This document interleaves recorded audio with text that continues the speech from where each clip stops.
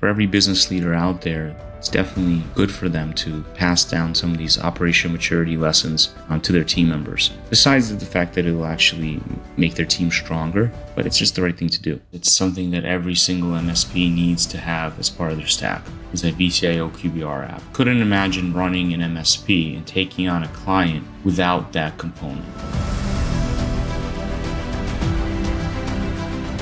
Hey guys, Damien Stevens, host of MSP Mindset, founder and CEO of Servosity. Today, I continue my mission to interview 100 of the fastest growing and most interesting MSPs on the planet. Today, I am blessed to interview Alex Markov. Now, he opens up and shares an incredibly painful story of how his right-hand guy tragically passed away and what that did to his family. And the takeaway is, how can I invest in my team and help them more? Now, he also happens to be perhaps the savviest guy on earth about making the CIO offering central for every single client. He's literally built the SaaS app on how to do it and the training.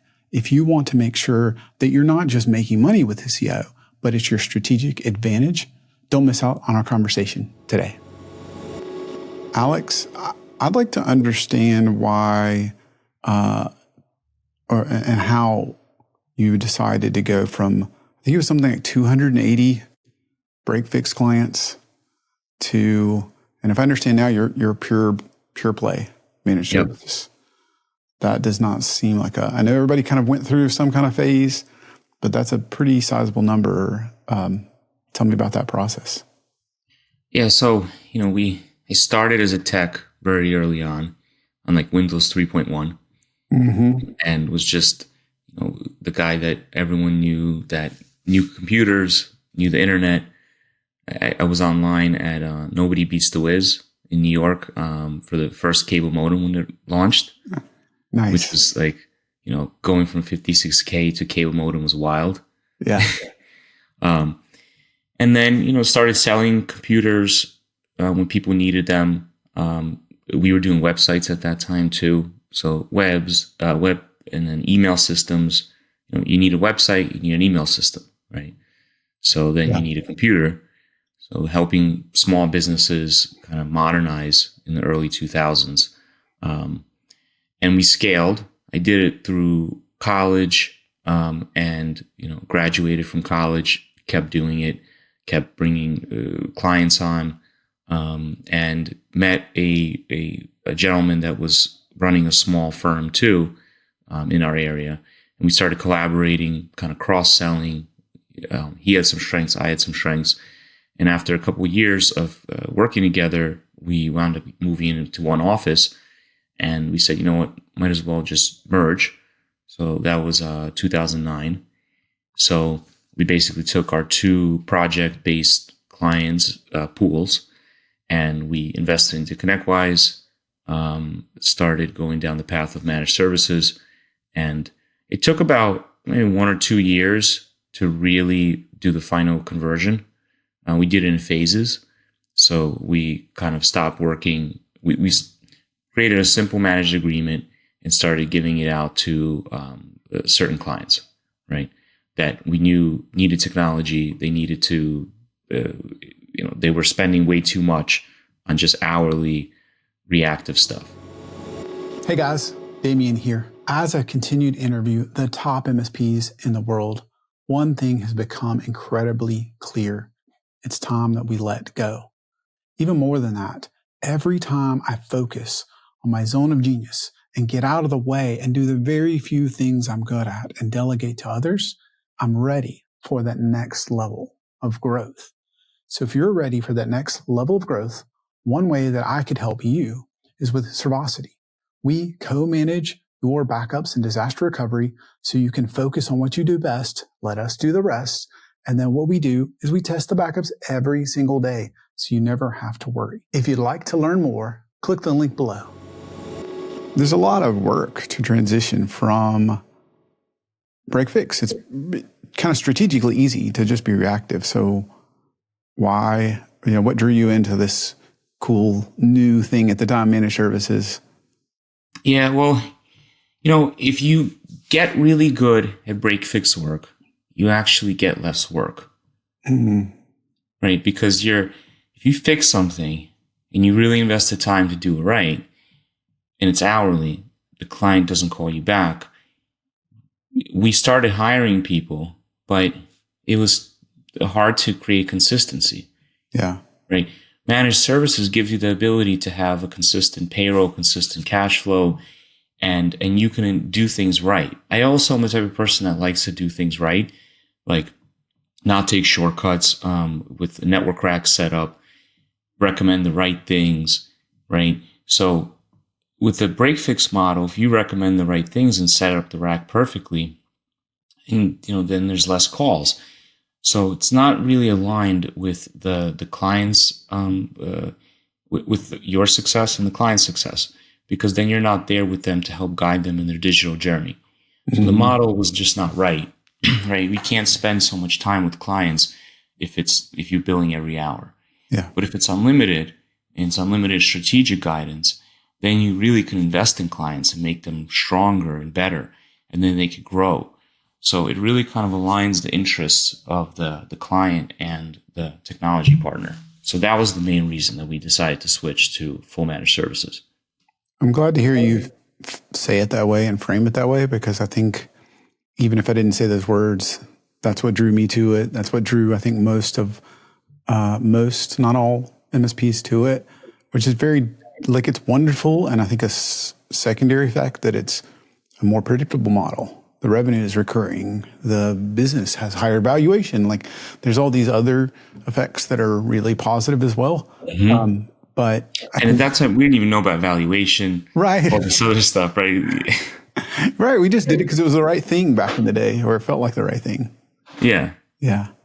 I think sometimes people that are starting one or now going managed services, they miss that aspect. Or certainly if you're M&A or you're something, you're coming to that space, you think, well, Alex was sitting back there going, well, no, this will create a stronger valuation.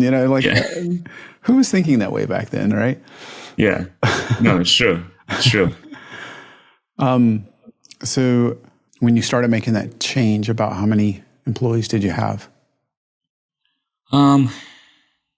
Probably 4, 5. Okay. And where are you today? Around 40. Yeah. Quite the change there. Yeah.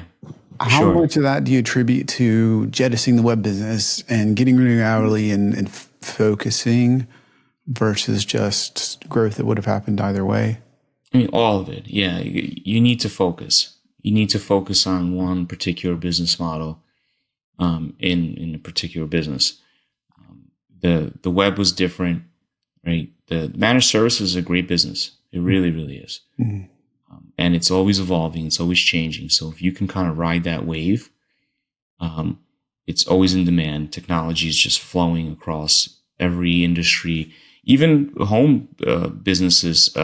There's so much opportunity on the home front. MSPs are just starting out. There's a lot of home automation now. There's a lot of things that are flying around that you can dive into. How do you stay focused when there is so much change and you could do so many things, and you could do high net worth home automation and versus businesses and small business and large business and midsize and all kinds of verticals? There's so many choices. How do you stay focused and figure out where that line is? So we run on EOS, so traction. And we moved to that process maybe 10 years ago, something like that, a long time ago. So we've been running on that for, let's say, 40 quarters, right? Initially, it was our Rockefeller habits. So if anyone's out there, Rockefeller Habits is an interesting book that kind of kicked off a lot of strategic planning for companies. But then we read Traction and then started that whole process. So just the goal setting process is really important in setting the initial VTO, which is the Vision Traction Organizer. And then consistently meeting with your team and setting goals. And learning how to set goals is an entire skill set in of itself that we've learned. Yeah. We're not perfect, but still just setting the goals and starting to focus on certain things because there are a million opportunities to go at. What's one of the things you've learned about goal setting that maybe wasn't obvious? You have to be realistic with the goals, and you have to kind of break them up into chunks. So some things won't get done in a quarter. Mm-hmm. So that's been the biggest thing, is how do you properly kind of compartmentalize the goals into time, into the concept of time. Mm-hmm. Right. I think that's been the biggest challenge, and the biggest thing that we've learned. Yeah. I think it took me a little too long to learn with traction, because I thought, I initially thought, I can't pick a goal that would take longer than a quarter because I got to finish my rock. And you certainly can. You just have to decide how you're going to eat the elephant, how you're going to split. Now we do phases. So we do phased rocks. So phase 1 rock, phase 2 rock. Mm-hmm. And when we identify some kind of goal, we start thinking, okay, how many phases is it going to go into? Right. Mm-hmm. And you have to kind of load balance for your team to make sure not everyone has too many goals at one time. So it's really like an art form that we're still kind of in the middle of that process of really figuring it out. Mm. You mentioned earlier that you're around 40 people, but you talked about kind of staying lean and mean. What does that mean to you? Yeah, so at this time, we haven't explored any acquisitions or roll-ups or platforms or stuff like that. And I think the platform path is great for some people. At this time for us, we have a lot of control over day-to-day decisions, right? Our market, we're in the New York City market, so it's a large market, right? There's a lot of expansion opportunity. I think every market has a lot of expansion opportunity depending on how you structure it. And no, I definitely have friends that have gone down the platform route. Some of them with success, and some of them that they kind of burns them out a little bit. So for right now, we're enjoying staying private, and long term, it would be great to stay private too.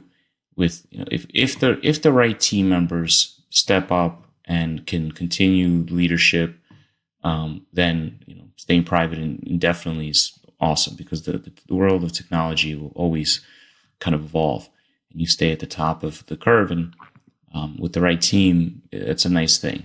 And having an MSP in kind of your wheelhouse of companies is really powerful, because we have a SaaS company now, and I've done some real estate stuff. So it's nice to have an MSP in the mix that can provide technology. And it's like our family. Like it's a lot of my friends work in the MSP. So it's a great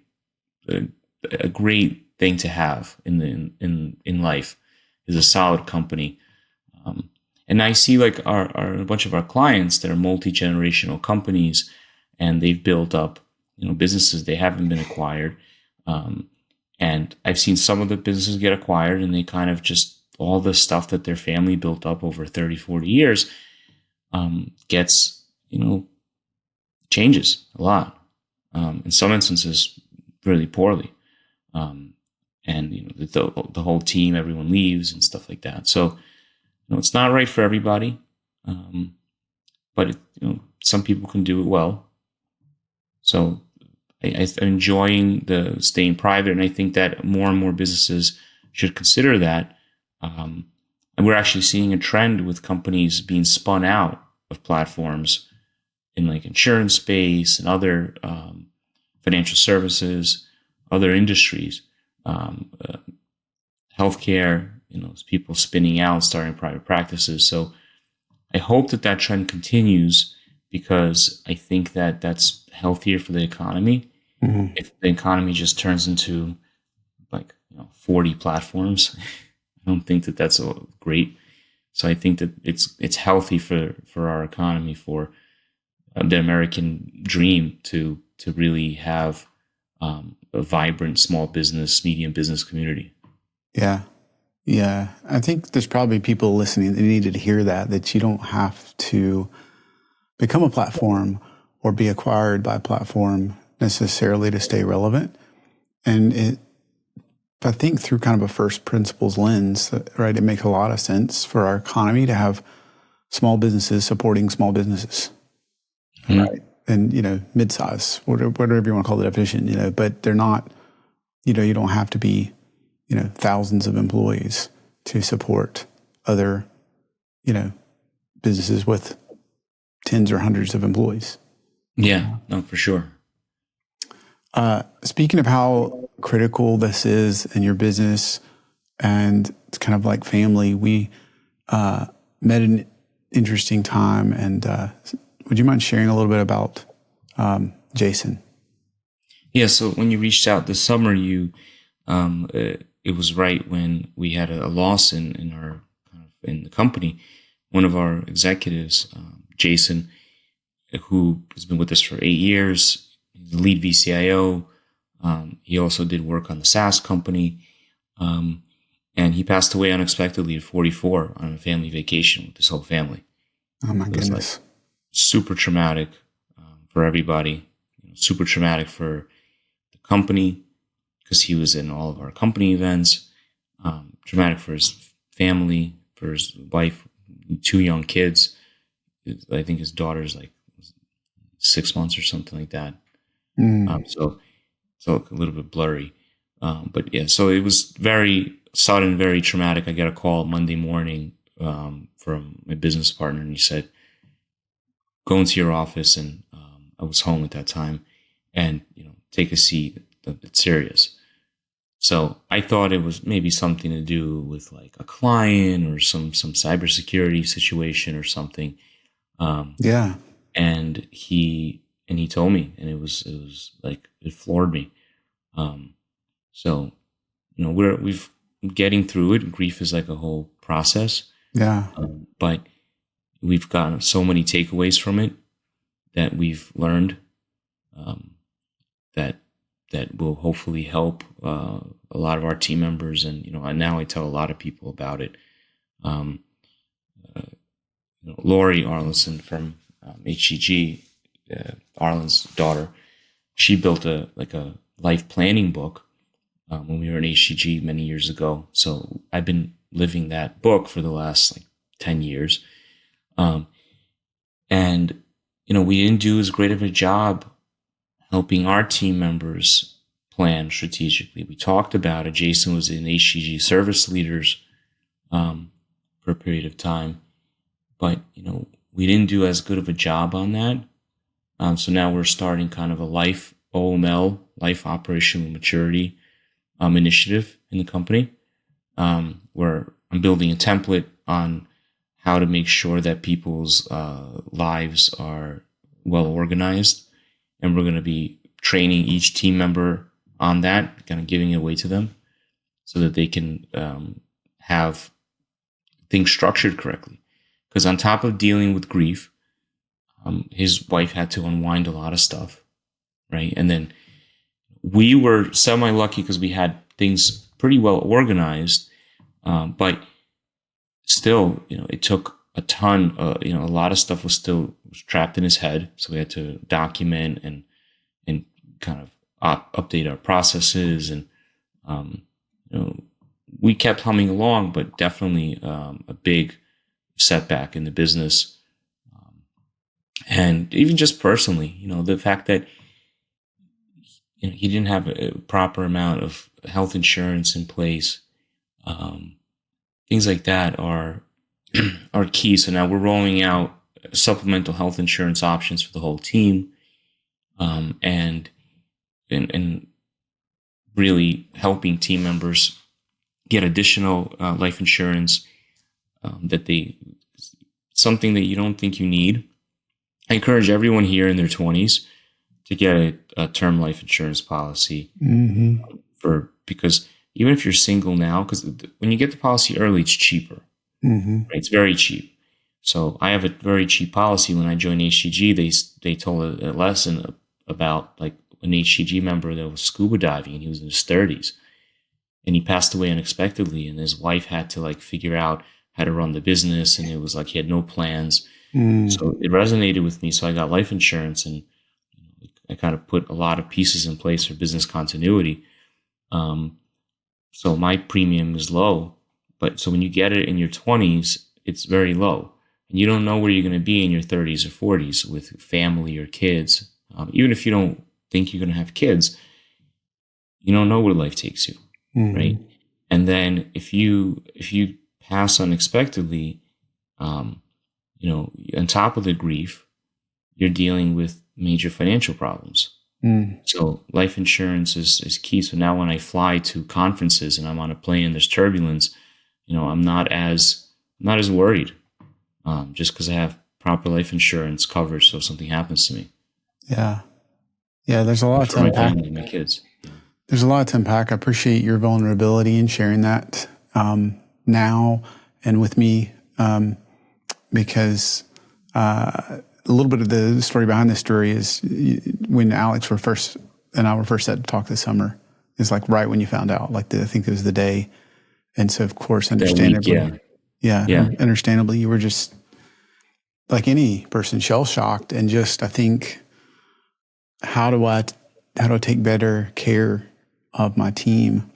And I love how you shared that, HTG and others have walked you through, get insurance, do this, do some somewhat basic, but things that are easy to put off. And so that it helped you. And even though Jason was in leadership, so he probably was exposed to more of that than, the typical employee, especially kind of more frontline. It wasn't always, getting adopted.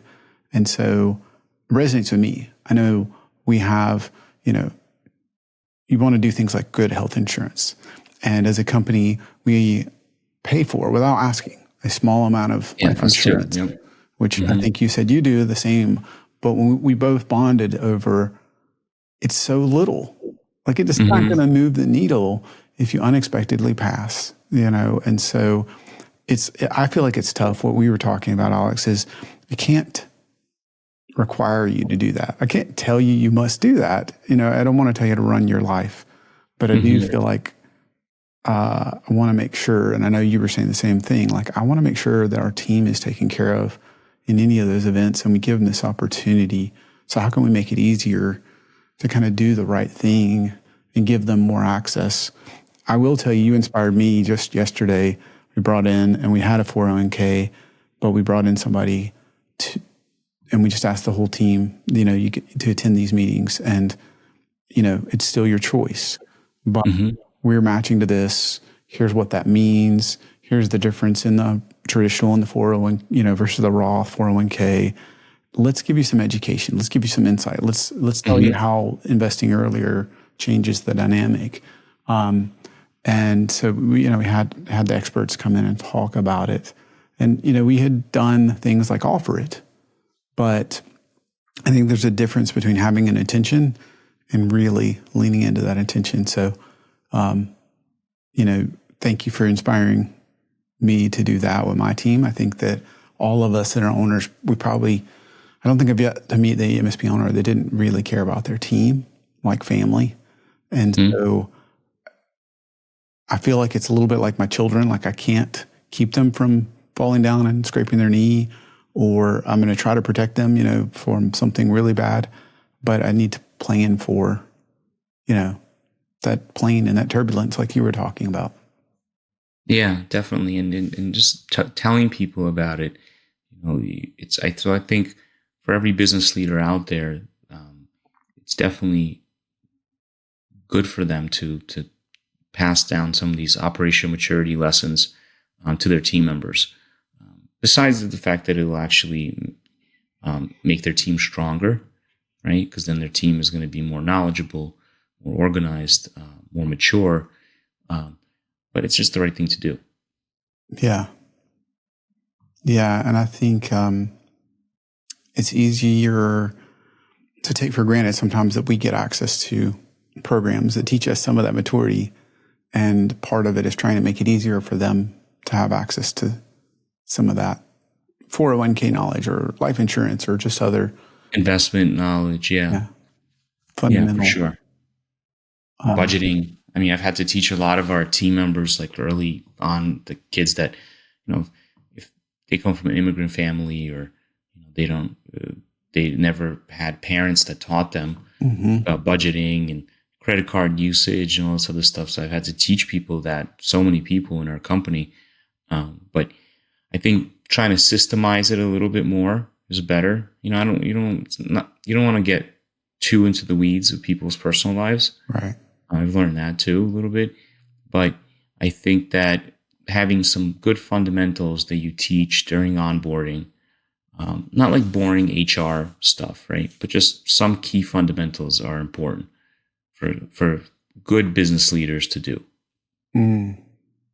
What do you think some of those are?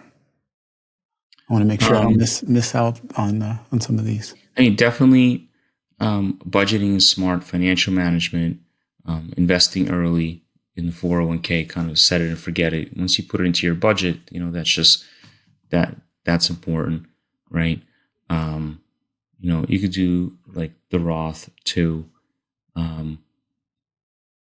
And life insurance, I think, is key. Healthy living is key. It's tough to kind of teach people that, right? That's kind of overstepping boundaries, probably. But maybe leading by example is good. But so healthy living is key, but definitely life insurance. I think for everyone that has kids, it's not a major investment. But for just anyone, really, it's not a major investment. But if you need it, like, it's a complete game changer. And life is crazy. Look what happened with COVID. Accidents happen, right? Life is just crazy. We never know where it's going to go. Yeah, you made me think about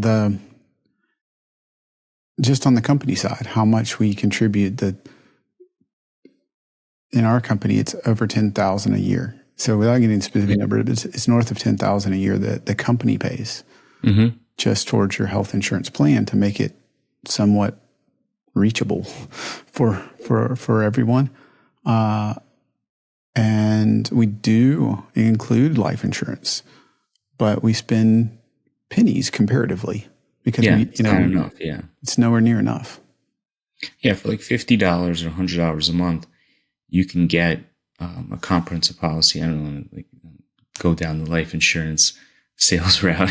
Sure. But it's definitely it's been a great ease on my life, just to have a proper, it's not just the life insurance, it's just the whole plan. What happens to you? Something happens, right? What happens to all of your systems and processes? And, this whole conversation brings you into, trust and estate planning and wills. And, everyone needs to have that in place. Otherwise, everything becomes more complicated. Yeah. Like probate and all this other stuff. There's a whole area of adulting that is something that a lot of people just don't think about or don't know about it. And, it's actually messed up. They should teach it in schools. Like, there should be an adulting class in schools. Well, I appreciate your vulnerability and willingness to be open, but I also appreciate that you're not going to sit on the sidelines. You're going to do more for your team. You're going to turn that into a lesson and apply it. And so, and I appreciate that you've influenced me to make a bigger impact on my team than I was. When I thought I was maybe doing enough, I just said, let me look at this again with fresh eyes. And I realized there's more that I could do to not force you, but just bring the options to the table, bring you more education on it, remind you that it's something that most people do. And we were fortunate, one of our team members shared cashing out their 401k to buy a house.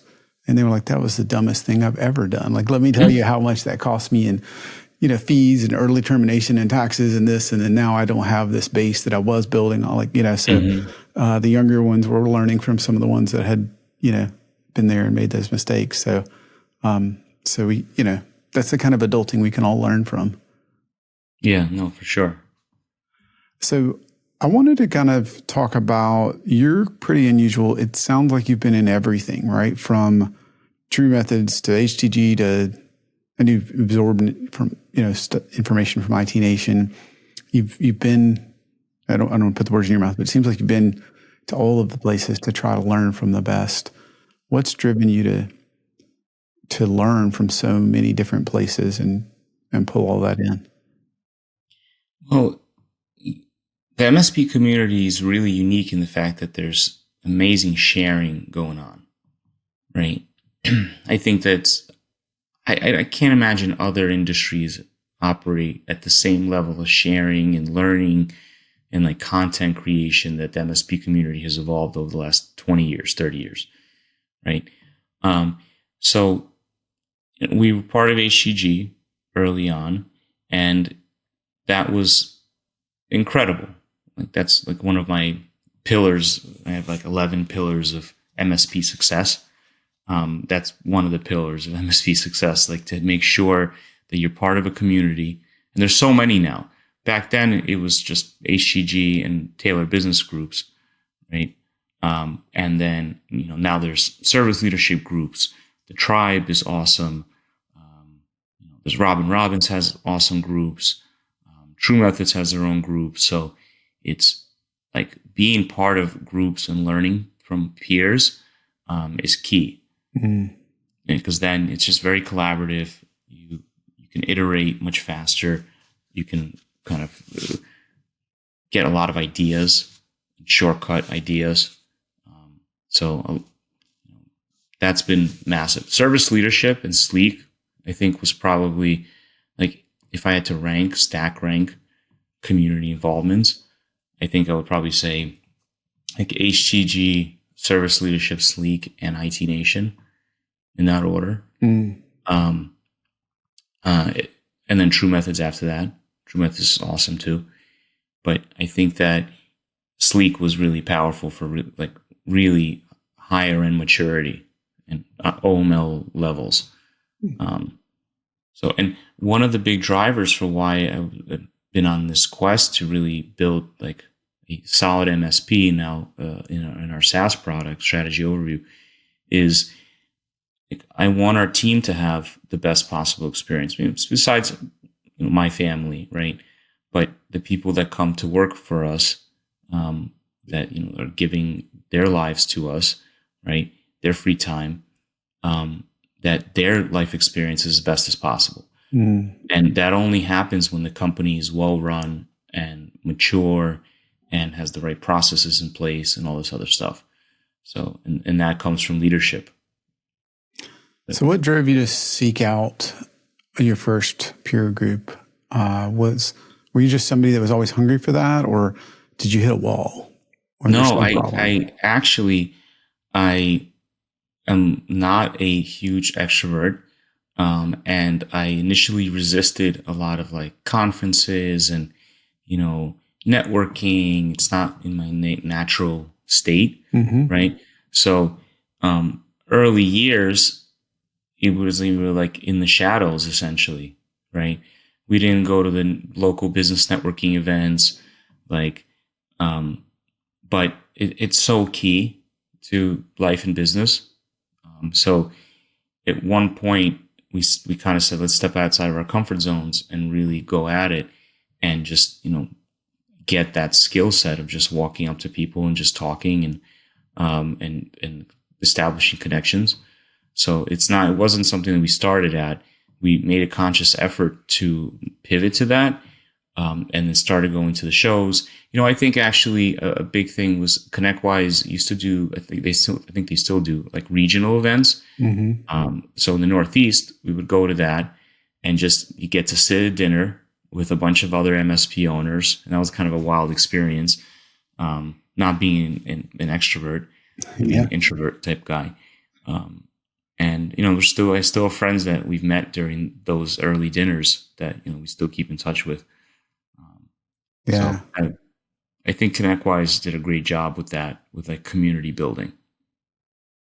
Yeah. I think you're speaking to us as a typical, meaning, most of us IT Yeah. that run an IT business are not the extroverts. There are the exceptions, but it is funny. And I'm not sure I've met a MSP that would call themselves successful that hasn't gotten out of their comfort zone and engaged in at least one peer group.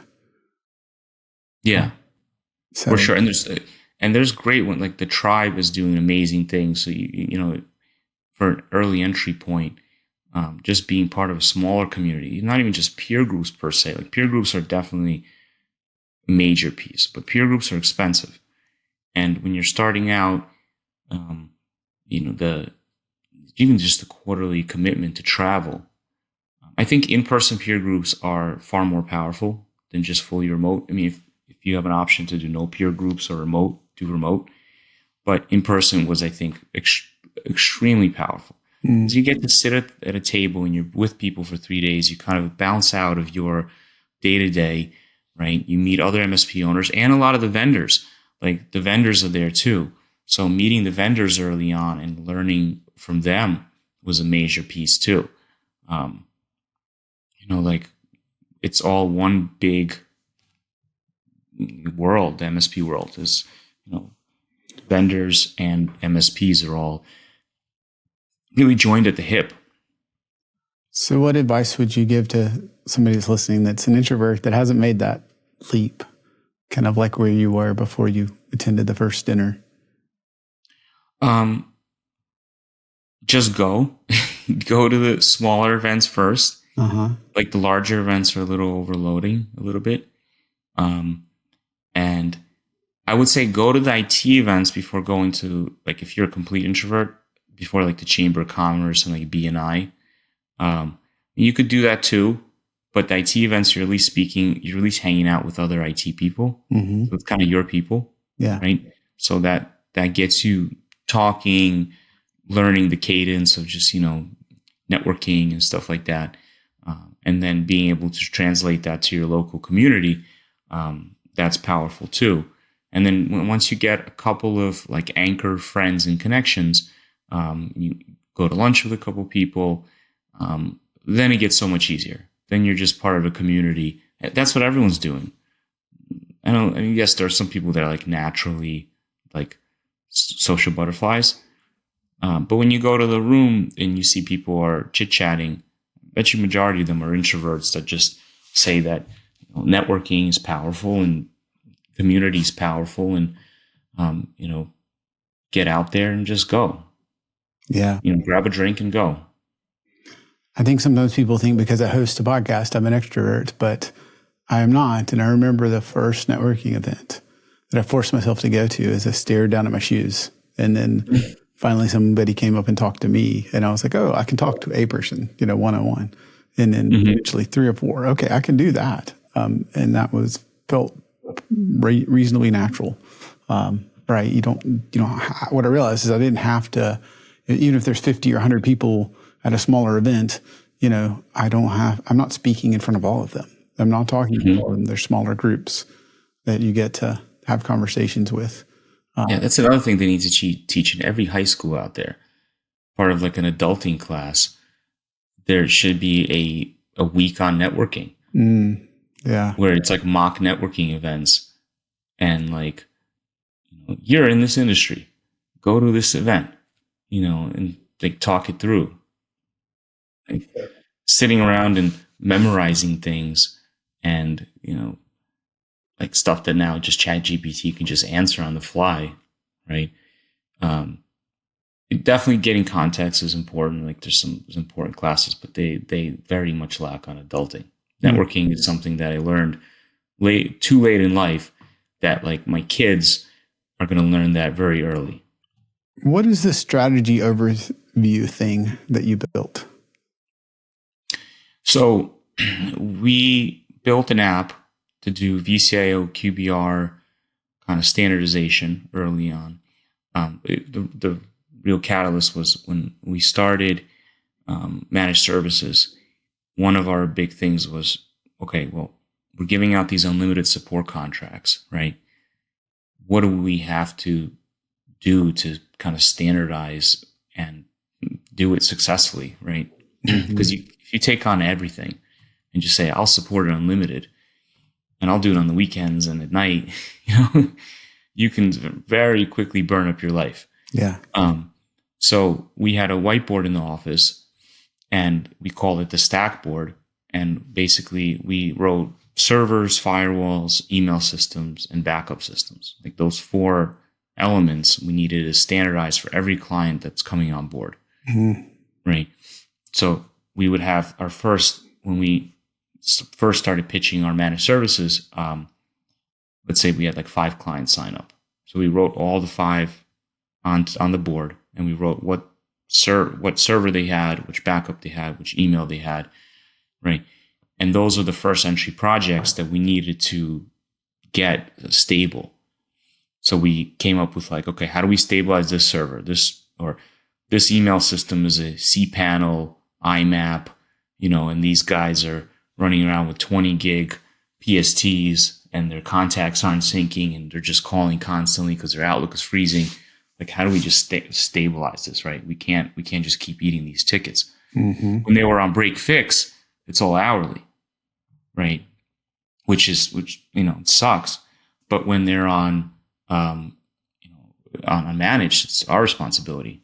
So eventually it became a spreadsheet that we would run on a client when we onboarded them, right? It's just like basically what a home inspector would do. If you're buying a house, you have to get a home inspection. You have to learn what is in the house, right?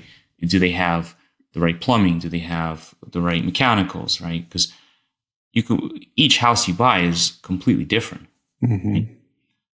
So getting a good home inspection done is critical.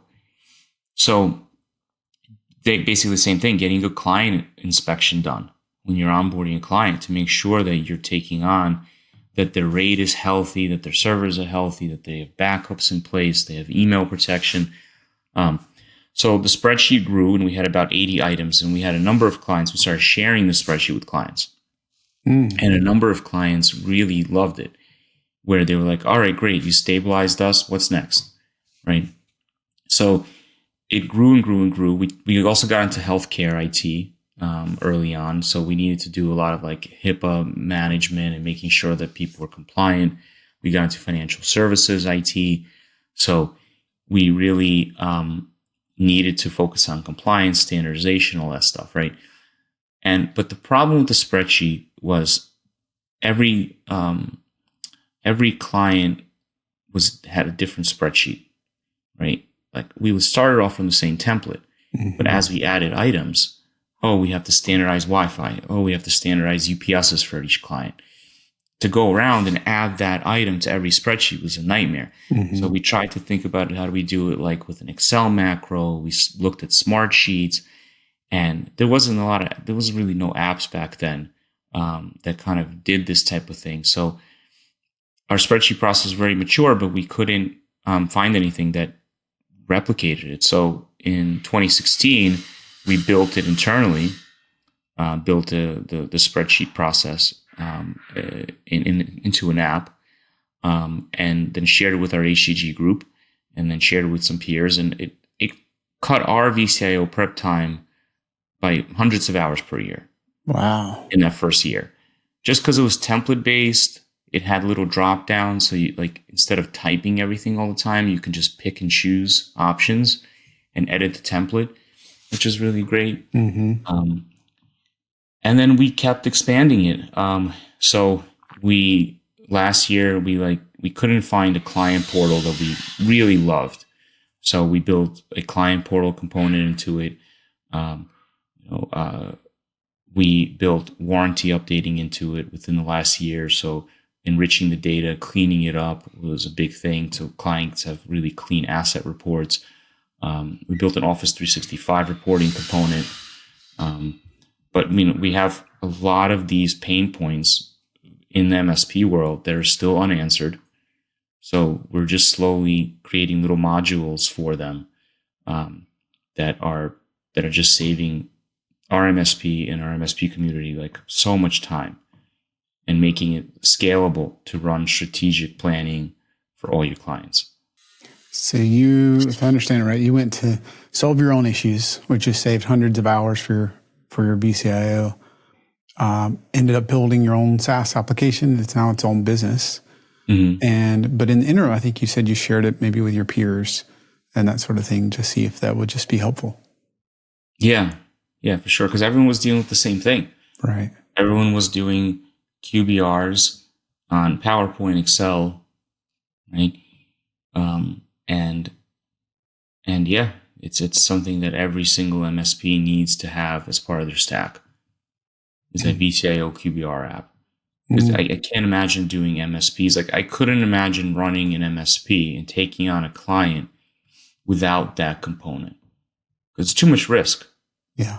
If you don't have a process to analyze what the client has and create a plan and keep that plan refreshed, because it's one thing you can take on a client, modernize, like, they come in with a lot of pain, you do a large project, stabilize everything. But every year things age out. Yeah. The computers age out, the firewalls age out, the servers age out, right? New security stuff comes out. So there's a constant process of bringing new security things. Like now we're dealing with, token theft, right? It's a whole new era of cybersecurity. The MFA is not even good enough. And conditional access, there's gaps there, right? So like it's a completely new age and you have to constantly be speaking to clients about it. And now with policies and compliance, like it needs to be a concerted process. It's another one of our pillars of health. Every MSP needs a strong VCIO process. So if I'm interested in this strategy overview, this app that you built, it's available for anyone. How do I find it? Yeah, so strategyoverview.com. And our pricing is very MSP friendly. So you can get a free account for 3 clients. A 5 client account is $45 a month. So it's like a no-brainer. It's all month to month. So we're not going down the path of 3-year contracts and all that stuff. And we give away our template. So we give away our entire VCIO process to every MSP that signs up. So it's just like basically they can shortcut 10 years of conferences and VCIO planning and just dive right in. And then we're accessible in the app in a chat. So MSPs are chatting with me a lot, like asking questions and how do I do this, even beyond VCIO stuff. I'm always down to share. That's so cool. People have asked me, like, how do you price your agreements? How do you do this? So there's a lot of things that you can just share, point them in the right direction. I love that you're solving the problem for yourself and sharing it with other MSPs and, making it. I think the best apps are built by MSPs because you understand it. Like you said, the long-term contracts and then, first 3, you can get into it. Like you just make it very accessible. So I love that. And I don't have to reinvent the wheel that you've had to learn so much about. You mentioned earlier the 11 pillars of success for an MSP. And so I think that's your creation. Yeah, I mean, it's just a conglomerate of all the different lessons that we've learned as a company that we keep updating and tweaking it, right? Okay. It may be 12 in a quarter, Yeah. What are those? Everybody wants to kind of be where you are and learn a lot of the lessons you've learned. So to understand even what those are, I think yeah. So it definitely starts with the team, right? You need the right team in place. You can't be by yourself, right? And then the team, the size has to be right at the time of how much MRR you have. People need to be in the right roles. And then as you mature, you need to have the right team leaders. So you have to invest in, team leaders that can lead other people because you can't do it all yourself. That's one thing that we've done really well is have a really solid group of team leaders that they're responsible. They have command over their roles. I think teams, the culture and kind of keeping it pleasant and easy to work with is important. And then not hanging on to the wrong fits. I think that's a major piece. Is sometimes people don't fit into either their role or just a team, and it could just be the person, or it could be where they are in that phase of life, right? And where you are is in your operational maturity. So it all starts with the team. That's number one. Strategy is number two.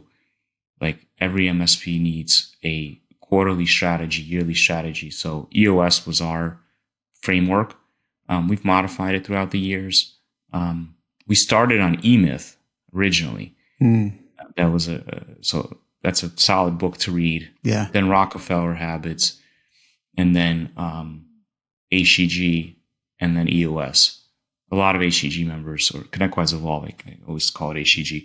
Oh, they're running on EOS. And then strong VCIO leadership is key, because without strong VCIO leadership and kind of creating a vision for each client and quarterbacking the project flow, maintaining those relationships, principals in MSPs, like the partners and the founders, they can't maintain all the relationships at a certain scale, right? So you have to pass that off to the VCIOs. That's key. Amazing service is a huge bucket. Like, we're service companies, right? Right. So having a laser focus on service, speed, efficiency, communication, competence, craftsmanship, pleasantness, right? Making sure your engineers aren't cranky, making sure your engineers have ownership and command, and have like focus on wowing clients, and have efficient tickets process and an efficient project process. Like, the service needs to be tight. Without the service, it's everything, right? Sales and marketing needs to be efficient. You need a client profile that you're going after, strong, solid brand, nice website, which is so much easier to do nowadays. Like, shout out to Pronto Marketing. They do all of our web marketing. They were awesome for the last 10 years. Probably our biggest ROI. Oh, wow. Sales and marketing that we've had. It's not that difficult to get a decent Google ranking. To establish yourself in the first page. If you're in a mega market like New York City or Los Angeles or something like that, it's harder. But if you're, even those mega markets have small sub communities, right? Yeah. Like sub neighborhoods and stuff like that. Cities, like, position yourself in a particular city, get an address there. Yeah. So if you can achieve it in New York or LA, then pretty much everybody else could achieve it. Yeah, you can definitely achieve it. And then, so sales and marketing is a big one. Thought leadership, local networking is huge. So the 6 pillars, centralized services, you need to have a solid background set team, right? And multiple engineers can be part of it. So you need the right tool stack. Now AI is critical. Like, every MSP should be doing AI investment, and keeping up with the trends and cybersecurity. So that's all under centralized services, that whole background tech, like what you're actually selling, right? MSP community is number 7, which is peer group and conferences. IT Nation was one of the best investments that we've made. And then efficient billing is up there, because if billing is not clean, you can do excellent work. But if the billing is sloppy, it just will inundate you with billing inquiries and mess up your cash flow. And and that's time entries, projects, subscriptions need to be properly billed and automated, proper margins on everything. And your agreements have to be accurate. So billing is its own pillar of health. Financial health is its separate pillar. So MSPs need to focus on cash flow, making sure that all of their revenue and COGS on the P&L are going to the right business units. So that's one thing that Sleek and service leadership really was powerful with. I think ConnectWise gives away for free now. I think. Don't hold me to that, but I think basically figuring out what the margins, in the best in class margins are, was huge. And then automating finance as much as possible. you can't scale and have to hire finance people, right? Like they're not billable people. They're critical to the operation, but you need to have automation. So like we've invested a lot into Gradient, shout out to Gradient, Pax8. So automating that was huge. The 10th pillar is process and documentation. So making sure that everything is processed and documented, every process that you do. And then during client onboardings, you create their own user onboarding process and termination process. Those are such areas that can strip you up and cause so much reactive noise in the business and really kind of mess up your trust with clients if you're not offboarding their people properly or onboarding them properly. And then good clients is the 11th pillar. Clients need to be aligned with the target client profile, and that takes work to do, like figuring out what your target client profile is. But my recommendation is on the client profile is they have to be nice people. Yeah. Jerks will ruin your day, and will ruin your engineer's day and burn them out. So finding good people clients is critical, and that are financially healthy, right? So finding good clients. So if you put all those kind of 11 things together, then you can run a successful MSP. And there's probably other things that I'm missing, but that kind of captures most things. And there's so much wealth of knowledge in all those topics available now. Yeah. Yeah. I think we could have an entire episode on each of those 11. Yeah, for sure. Definitely. Each one. There's so many elements to each one. I know you're passionate about helping VCIOs, helping them come to speed, and you've shared those 11 pillars. How can I learn more? Is there a webinars or anything you guys are doing related to this? Yeah, so we're launching a VCIO mastery group. So we've been doing VCIO consulting for the last 4 or 5 years, where we're teaching VCIOs on how to be VCIOs. But we're launching a VCIO mastery group where it's going to be a combination of kind of videos, one-on-one training. This 11 pillars is part of the training that we're going to be giving out. So all strategy overview, even people on a free account get an email and invitation to that. And they'll be able to access it in our knowledge base.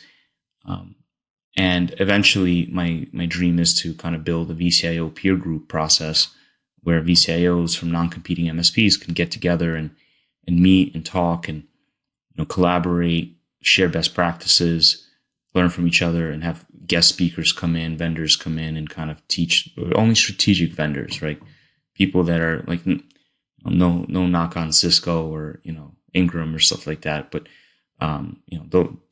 they have their place at IT Nation, stuff like that. But there are key strategic companies out there that are helping evolve MSPs and jump them to the next level. So there's a lot of thought leadership there. So that's kind of my plan is expand on our consulting and VCIO training next year.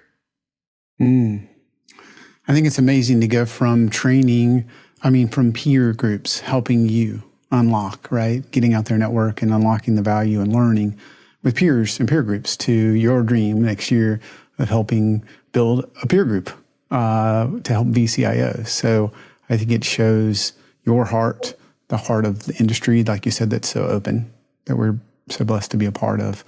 I could probably spend all day with you, Alex, on this, but I won't, at least not on this one episode. How do folks find you online? So LinkedIn, people can grab me, but also just strategyoverview.com is a place where I'm on the chat a lot there. And then, I'm at a lot of the trade shows out there. If you see me, say hi. Yeah. I did a breakout at IT Nation 6-7 years ago. People still will come up to me and they say, "Hey, Alex, I learned so much from that breakout." And we just talk and just share about our kind of our journeys in the world of business and life. So it's such a powerful community. So Everyone should just be comfortable speaking to everyone, and just keeping in touch through just social channels, and you just through our website chat. We use Intercom, which is like really an awesome platform for SaaS companies. Mm-hmm. So that's been really great because you can just chat with people live. Mm-hmm. I want to get your final thoughts on a couple of questions. Hopefully, ask them a little faster. But what's the biggest lesson you've learned, Alex? I think that you have to stay organized. There's so much stuff going on in today's world. Like, when I grew up, there was just far less stuff. Mm-hmm. Right? Just not that much stuff. There's just stuff everywhere. So, and this is organization on your personal life, organization on your business life, in each team, each department. And that goes for goals, documentation. You just have to stay organized and kind of be fanatical about that. I think that's the biggest thing. And that translates to everything from your discipline, your health, the way you manage your calendars, the way that you manage your emails, your balance between personal and business and friends and family, right? But having organization and kind of command and control of your life is I think the biggest lesson that I learned just in many years of business. So many people want to be where you are. It's been so great to hear all the lessons so far, but what are you struggling with? What's your biggest challenge right now from a business perspective? So my biggest challenge is probably building larger teams at scale, and kind of, on the strategy overview side, we've had to learn, we basically have 8 versions parallel running, right? Because we have 3 alphas, 3 betas, a staging and a production. So the operation is not small anymore, right? So how do you jump from a smaller operation to putting in some pieces for faster scale? Because you want to do a lot of things, and this is both on our SaaS product and our MSP team. Those guys are dealing with that too. How do you keep up with all the stuff that's flying at you, right? So I think we're doing a good job, but I think it's a constant process of evolution. Within the last year, like our MSP invested heavily into Roost and Thread. So like really and major investments in AI, right? So like how do you keep up with that, the constant flow of things, but do it at a higher scale? So I think that's what, I don't want to say struggling, but trying to master. Yeah, absolutely. There's one thing you could do over or do differently throughout your career, what would that be? I think it would be like cutting services or certain team members that were not right at the time. I think that's a big one is, we've invested a lot into certain services or team members that, just weren't the right time, the right fit. So I think that was a major one. And what's something you're looking forward to? I'm looking forward to 2025 because we're launching a bunch of modules. I don't want to shout them out before they launch, because a lot of the competitors we have kind of follow our lead. So they'll have to wait and see what we're launching in 2025, but it's going to be like incredible. The stuff that we have in beta is wild.